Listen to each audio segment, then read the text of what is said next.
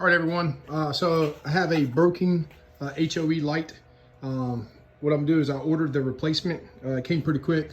I got the replacement in 2 days. So this is the replacement bulb is gonna come. It's gonna come with a red and black wire. So what you're gonna have to do is you're gonna have to splice that on there.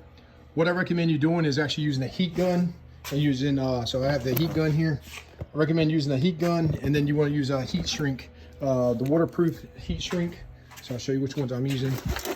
So I'm gonna be using the, these are waterproof, it says watertight heat shrink butt connectors. These are the ones I'm gonna be hooking up.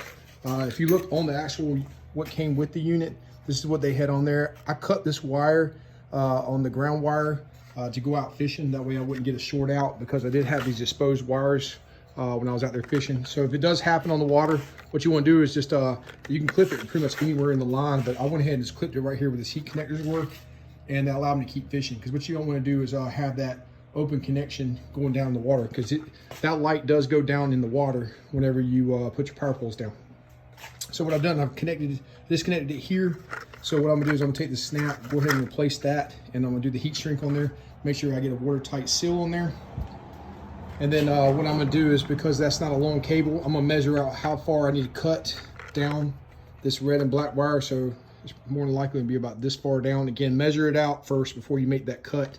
And then I'm gonna splice those two wires down. As far as taking off the system, all I had to do was remove, there's a bolt that goes on the side. All I do is I'll pop that off. When you pop that off, if you look on the inside, you'll see there's 2 Phillips in there.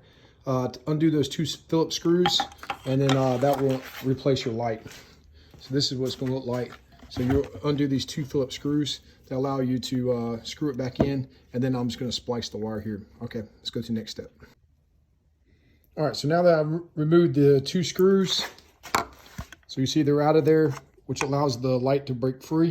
So now what I need to do is I need to measure the length of the red and black cable or the wires, and see what length I need to cut, and then fuse the 2 together to make the light work. All right, so now I'm gonna cut the wire. All right, so what I've done is I put it up there, I measured out the distance, and I slid it down a little bit so I have more wire to play with. I'll put my 2 heat shrink adapters on there. So what I'm gonna do now is I'm gonna get the heat gun out, and I'm gonna shrink down the heat shrink onto the wires, and then I'm gonna secure it back onto the unit. So I'll slide this back up, make sure everything's nice and tight. I'll hide that wire with a zip tie, and everything will be nice and snug. And then I'll tell you what, let's go ahead and test the light real quick before I hook all this back up. Do a test, turn the power on, navigation light, and we have light.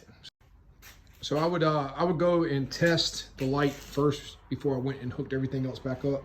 So again, I'm about to heat shrink these and make everything nice and tight. I'm gonna do zip ties all the way down to make sure that it's hidden and doesn't get stuck on any stumps. All right, so I use the heat shrink, and I have it nice and tight up against the wires, and I'm gonna take some electrical tape and put around there to hold the 2 together so it doesn't get pulled away, and then I'll secure it tight back up. All right, so we got the light installed, and this is what we have. So there's the cable or the wires that were up underneath here. What I did was I put the wire on top, running on top of the bolt that went through the bottom, and what I did is I made it nice and tight, so there's no slack in here that I have to worry about.